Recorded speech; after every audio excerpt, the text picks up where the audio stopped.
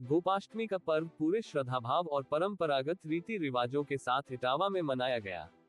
इस अवसर पर गौ माता का विशेष श्रृंगार कर पूजन अर्चन संपन्न हुआ और श्रद्धालुओं ने विधिपूर्वक परिक्रमा भी की। भक्तजन इस अवसर पर गौशालाओं में जाकर गौ माता की पूजा अर्चना करने के उपरांत दान पुण्य में भी भाग लिया, जिससे उनके मन में धार्मिक संतोष और आशीर्वाद की अनुभूति हुई।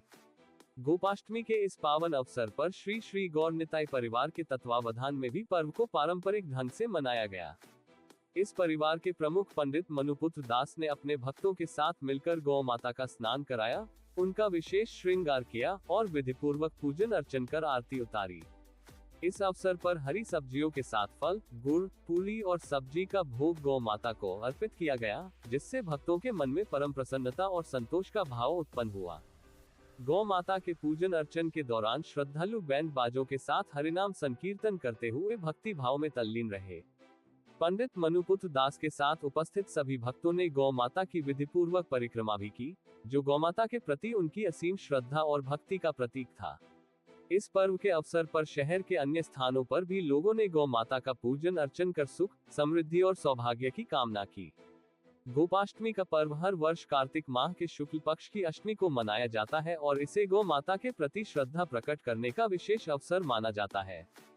गौ माता की पूजा करने से भक्तों को सौभाग्य, सुख, शांति और समृद्धि प्राप्त होती है। ऐसा मान्यता है कि गोपाष्टमी के दिन गौ माता की पूजा अर्चना करने से भक्तों के सभी कष्ट दूर हो जाते हैं और घर में सुख शांति का वास होता है।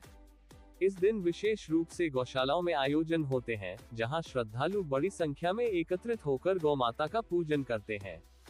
गौ माता को ताजे हरे चारे, फलों और गुड़ का भोग लगाते हैं। गौशालाओं में गायों के लिए विशेष व्यवस्था की जाती है ताकि उन्हें भी इस पावन पर्व का आनंद मिल सके।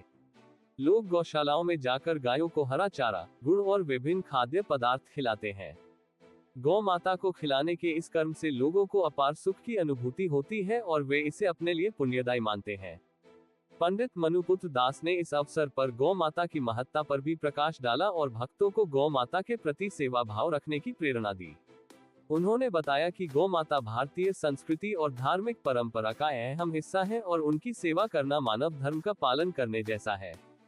गौ माता का धार्मिक और सांस्कृतिक महत्व भारतीय समाज में अद्वितीय है और प्राचीन काल से ही गौ पूजा का महत्व बताया गया है।